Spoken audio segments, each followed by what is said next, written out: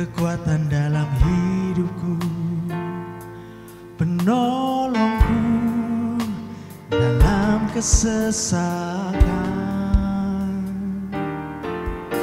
Kau gunung batuku dan pertahananku, Yesus, kau kemenanganku. Yesus, padamu ku berseru, Kaulah penyelamatku. Terpujilah Kau Tuhanku. Mulutku memuji nama-Mu sepanjang umur hidupku. Terpujilah Kau Tuhanku di atas segalanya.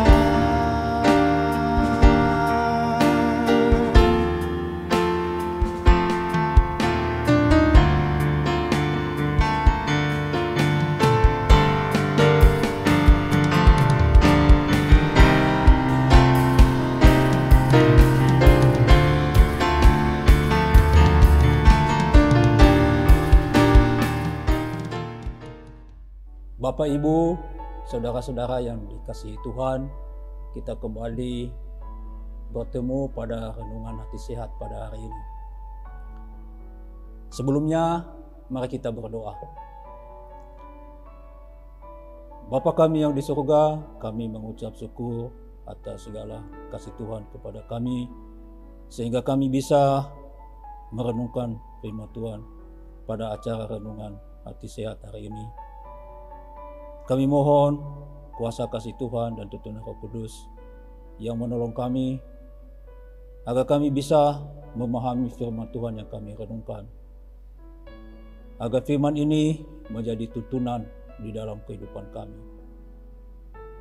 Kasih Bapa yang menyertai agar kami bisa memahami dan mengerti firman ini yang berguna bagi kehidupan kami. Terima kasih Bapa di surga, dalam Tuhan Yesus kami berdoa. Kami mengucap syukur. Amin. Renungan kita pada renungan hati sehat hari ini, saya berikan judul Hidup dalam Pengharapan yang Sejati. Kita baca firman Tuhan di 1 Petrus 1 ayat 13. Letakkanlah pengharapanmu seluruhnya atas kasih karunia yang dianugerahkan kepadamu pada waktu penyataan Yesus Kristus. Bapak, Ibu, saudara-saudara yang terkasih dalam Tuhan Yesus Kristus, seperti kita pahami bersama bahwa masalah besar manusia ketika sedang putus asa atau sudah tidak memiliki pengharapan, sehingga merasa seolah-olah Tuhan itu tidak ada atau Tuhan tidak mampu menolong. Seperti kita ketahui, sekarang ini dunia ini bukan semakin membaik, tetapi semakin memburuk. Kita tahu bahwa di mana-mana tingkat kejahatan sekarang ini malah semakin meningkat. Perang ada di mana-mana, wabah penyakit bencana alam yang tidak terduga, iklim-iklim yang tidak menentu, juga kondisi ekonomi yang semakin tidak membaik. Apalagi standar moral yang semakin menurun. Tingkat kesehatan dan kesejahteraan juga semakin menurun. Bahkan penyesatan yang terjadi semakin meningkat. Bahkan dengan kemajuan teknologi sekarang ini, kita susah membedakan mana yang namanya kebenaran, mana namanya kepalsuan. Itulah kondisi dunia sekarang ini. Tapi firman Tuhan mengatakan kepada kita baca di 2 Timotius 3 ayat 1. Firman Tuhan mengatakan, ketahuilah bahwa pada hari-hari terakhir akan datang masa yang sukar. Jadi kita bisa memaklumi dunia sekarang ini barangkali sudah sampai pada akhir zaman, tapi sudah sampai pada ujungnya. Itulah kondisi yang kita hadapi saat ini. Dalam perjalanan hidup ini, kita pasti menghadapi berbagai yang namanya kesukaran dan penderitaan. Mengapa? Karena akibat dosa. Kita pasti tidak ingin masalah dan penderitaan akan terjadi dalam hidup kita. Tetapi kita tidak dapat menolak juga jika kesukaran tersebut datang. Mengapa? Sebab kesukaran dan penderitaan sudah menjadi bagian yang tak terpisahkan dari dunia yang penuh dosa ini. Kondisi yang semakin sulit ini menyebabkan banyak orang yang menjadi putus asa, seperti tidak memiliki pengharapan. Bahkan orang percaya sekalipun bisa kehilangan imannya kepada Tuhan. Bapak, Ibu dan saudara-saudara yang dikasihi Tuhan, sekarang timbul pertanyaan, bagaimana semestinya sikap kita sebagai orang percaya menghadapi kondisi seperti ini? Tadi kita sudah baca firman Tuhan di 1 Petrus 1 ayat 13. Firman Tuhan mengatakan, letakkanlah pengharapanmu seluruhnya atas kasih karunia yang dianugerahkan kepadamu pada waktu penyataan Yesus Kristus. Di sini kita garis bawahi pengharapanmu. Pengharapan itu apa?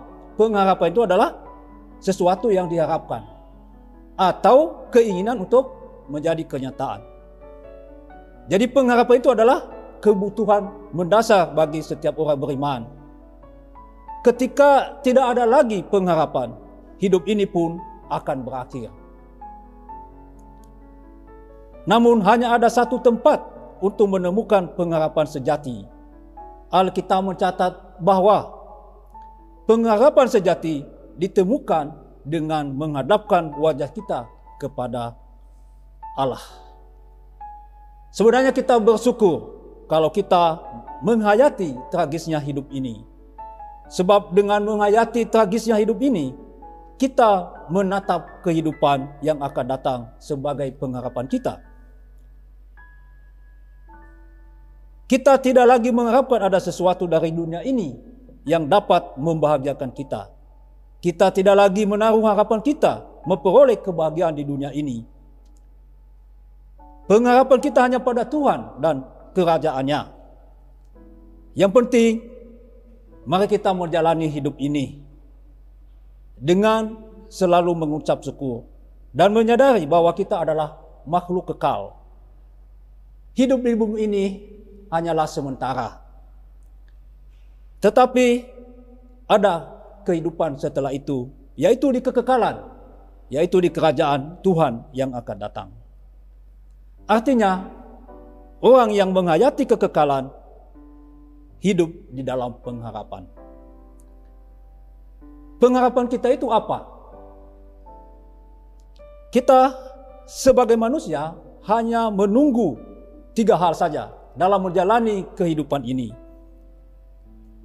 Yang pertama adalah masalah. Yang kedua adalah sakit atau rentan semakin tua, dan kematian atau meninggal.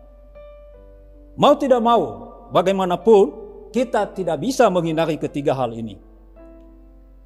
Maka kita selalu ingat bahwa hidup ini adalah tragis.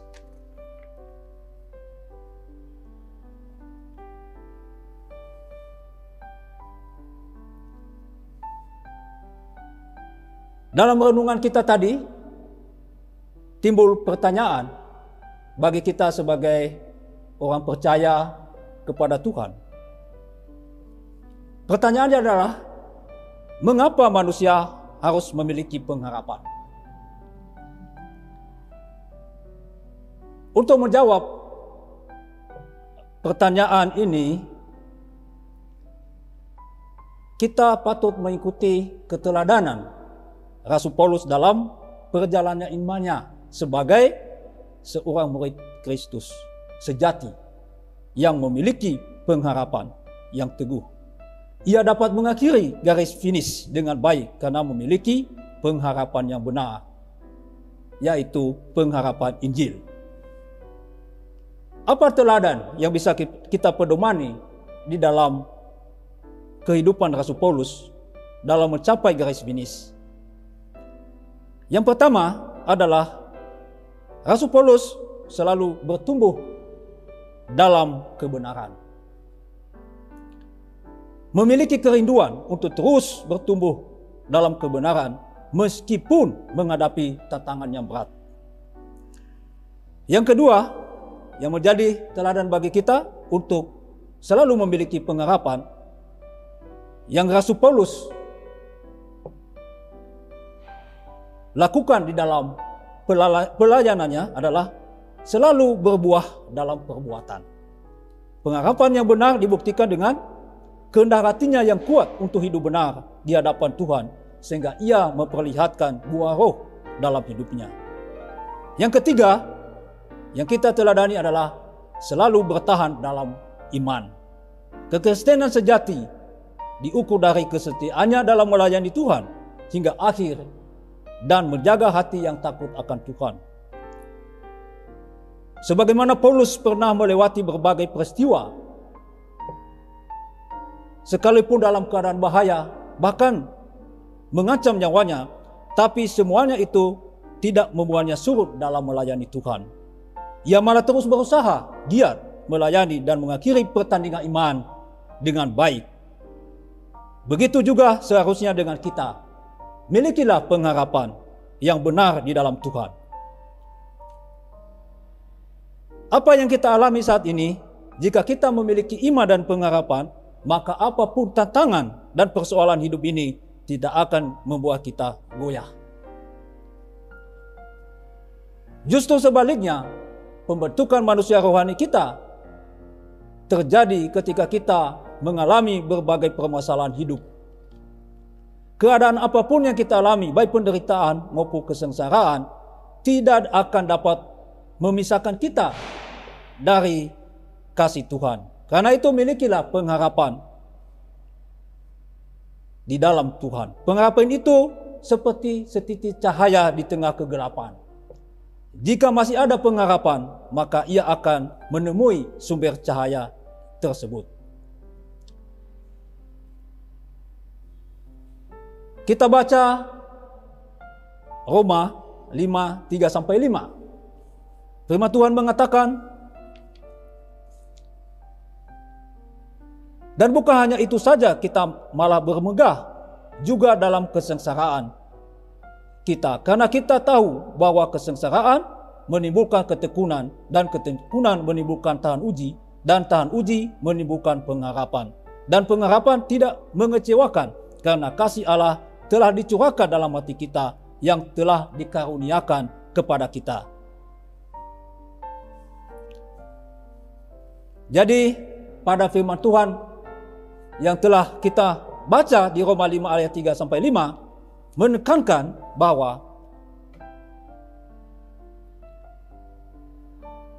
kesengsaraan yang kita alami itu akan menimbulkan ketekunan, dan ketekunan menimbulkan tahan uji, dan tahan uji menimbulkan suatu pengharapan. Setiap kita pasti selalu mengharapkan yang terbaik dalam hidup kita. Namun kenyataannya tidak selalu demikian, karena seringkali apa yang terjadi tidak seperti yang kita harapkan. Nah, timbul lagi pertanyaan bagi kita, bagaimana pengharapan yang tidak mengecewakan dapat kita miliki? Yang pertama, kalau kita tadi telah membaca di Roma 5 pasal 5 3-5, Yang pertama adalah pengharapan itu adalah sebagai suatu proses. Pengharapan itu harus dimulai dengan yang namanya kesengsaraan. Kesengsaraan diikuti ketekunan, tahan uji, dan pengharapan. Jadi jelas ya bahwa untuk dapat memiliki pengharapan yang sejati yang tidak mengecewakan kita, sebelumnya telah melewati kesengsaraan, ketekunan dalam iman, dan masih akan diuji sehingga membuahkan yang namanya pengharapan. Pengharapan yang sejati yang tidak mengecewakan adalah pengharapan yang tahan uji terhadap kesengsaraan. Yang kedua adalah meletakkan pengharapan kita kepada Tuhan. Satu-satunya pengharapan yang tidak pernah mengecewakan adalah pengharapan kepada Tuhan. Apapun yang terjadi, rencana Tuhan bagi kita adalah rencana damai sejahtera. Seperti firman Tuhan, kalau kita baca di Ibrani pasal 10 ayat 23, mengatakan, marilah kita teguh berpegang pada pengakuan tentang pengharapan kita, sebab Ia yang menjadikannya setia. Perjalanan kehidupan seseorang akan menghadapi masa-masa yang sukar yang diberikannya kepada kita. Inilah pengharapan yang kuat dan kokoh bagi jiwa kita. Yang harus dilakukan adalah kita harus bertekun dalam pengharapan yang telah dijanjikannya itu. Bapak, Ibu, saudara-saudara yang dikasihi Tuhan, pertanyaan yang kedua dalam renungan kita pada hari ini, bagaimana kita bisa bertekun dalam pengharapan? Kita baca di Roma pasal 12 ayat 12. Firman Tuhan mengatakan, bersukacitalah dalam pengharapan, sabarlah dalam kesesakan, dan bertekunlah dalam doa. Firman Tuhan dengan jelas dan tegas bahwa kita bisa bertekun dalam pengharapan kalau kita memiliki yang pertama, bersukacita dalam pengharapan. Kita bisa bersukacita karena dalam setiap masalah dan tantangan selalu ada pengharapan. Pengharapanlah yang memberikan kekuatan untuk terus berjalan dalam iman dan ketaatan kepada firman-Nya. Bersukacitalah dalam segala keadaan. Firman Tuhan juga kalau kita baca di Filipi pasal 4 ayat 4. Bersukacitalah senantiasa dalam Tuhan. Sekali lagi kukatakan, bersukacitalah. Nah, ini kuncinya. Yang pertama, kita harus selalu bersukacita. Kalau kita selalu bersukacita, dimanapun kita berada, selalu dalam keadaan damai, dalam keadaan rukun, maka berkat-berkat Tuhan akan mengalir dalam hidup kita. Yang kedua adalah sabar dalam kesesakan. Ada satu contoh, kita bisa meneladani cerita dalam Alkitab, seorang wanita yang sakit pendarahan selama 12 tahun. Telah menghabiskan waktunya dan biaya barangkali, tetapi tidak memberikan hasil. Malahan semakin memburuk. Tetapi ketika perempuan ini mendengar tentang pekerjaan dan mukjizat yang dilakukan oleh Tuhan Yesus, iman dan pengharapannya muncul. Dan apa yang dilakukan kemudian akan menjadi kenyataan. Ketika dia menyentuh jubah Tuhan Yesus, maka kuasa ilahi mengalir dalam dirinya. Seketika akan mengalami kesembuhan. Jadi di sini contoh bagi kita bagaimana sabar dalam kesesakan. Ditujukan oleh perempuan ini, yang pertama, dia tidak putus asa, ya, selalu mempunyai pengharapan. Yang kedua adalah memberikan waktunya untuk mendengar tentang pekerjaan Tuhan. Nah, ini penting bagi kita juga supaya kita menyiapkan waktu untuk selalu membaca, merenungkan firman Tuhan, mendengarkan firman Tuhan. Kalau kita rajin beribadah, rajin persekutuan, berarti firman Tuhan itu semakin masuk di dalam hati kita. di dalam pikiran kita. Sebab melalui pendengaran akan firman Tuhan, merenungkan firman Tuhan, menghidupkan dalam kehidupan kita, itu yang membuat iman kita dan pengakuan kita kepada Tuhan semakin kokoh. Dan apa yang terjadi? Ya, apa yang terjadi? Yaitu kuasa ilahi mengalir. Berkat-berkat Tuhan akan diberikan kepada kita. Bukan hanya berkat jasmani, tetapi yang penting adalah berkat-berkat rohani. Di sini kita lihat bahwa perempuan tersebut melangkah dengan iman. Jadi sudah percaya, kemudian dilanjutkan dengan melangkah dengan iman. Jadi kesabaran daripada wanita ini selama 12 tahun, inilah teladan bagi kita. Jangan kita putus asa dalam menghadapi kesesakan, kesengsaraan atau penderitaan dalam hidup ini. Kita harus selalu mendapat pengharapan. Kita selalu berpengharapan hanya kepada Tuhan, bukan kepada dunia ini. Dan yang ketiga, yang terakhir adalah tadi firman Tuhan mengatakan bertekun di dalam doa. Ini juga bisa kita teladani perumpamaan Tuhan Yesus tentang seorang janda yang datang kepada seorang hakim untuk membela perkaranya. Seorang hakim yang bisa dikatakan kejam, tetapi karena perempuan ini terus menerus untuk meminta, akhirnya hakim itu juga mengabulkan permohonannya. Inilah teladan supaya kita selalu bertekun di dalam doa. Kalau kita terus bertekun di dalam doa, maka Tuhan juga akan setia menepati janjinya. Tuhan akan menolong kita. Karena kekuatan doa ini bukan hanya jawabannya saja yang kita harapkan, tetapi melalui doa ini juga akan menolong kita untuk memiliki karakter Kristus dalam hidup kita. Semakin kita banyak berdoa, dimanapun kita berada, bukan hanya di gereja, di lingkungan pekerjaan, di mana saja, maka kita mempunyai keintiman dengan Tuhan.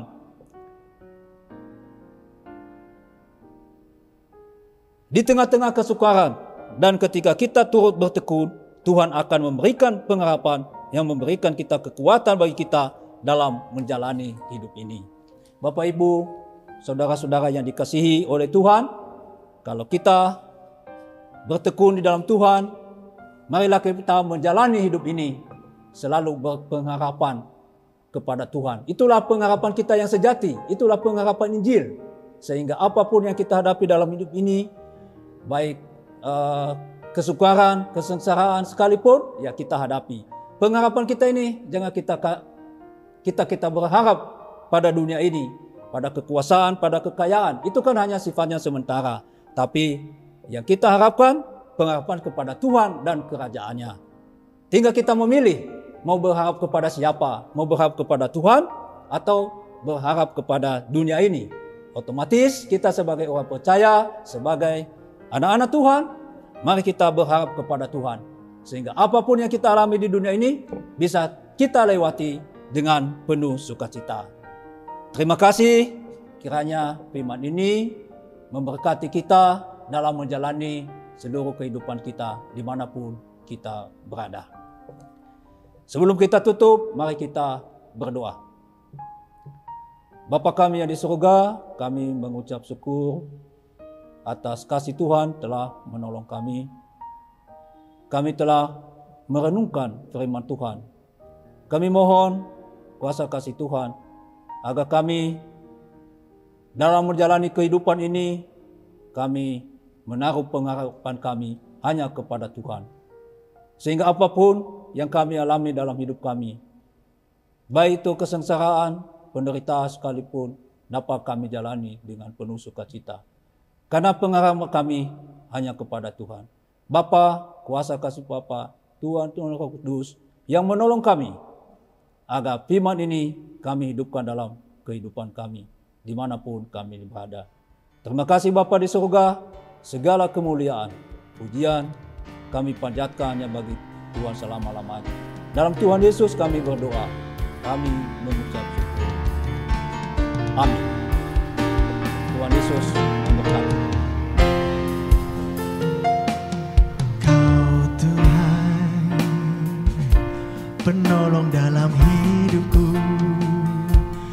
percaya hanya kepadamu.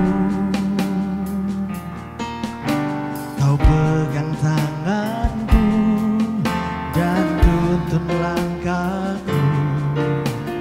Yesus, kau perlindunganku. Kau Tuhan, kekuatan dalam hidupku, penolongku dalam kesesatan. Kau gunung batuku dan pertahananku.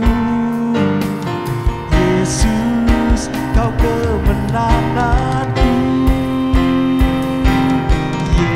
Yesus, padamu ku berseru, Kaulah penyelamatku. Terpujilah Kau Tuhanku. Mulutku memuji namamu sepanjang umur hidupku. Terpujilah Kau Tuhanku di atas segalanya.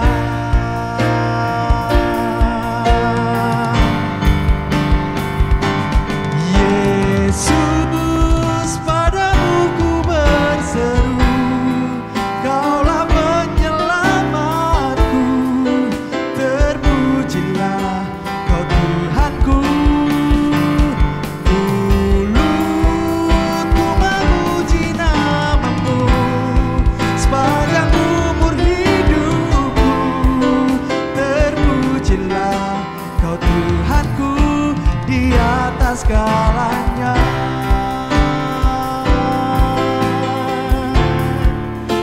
Di atas segalanya.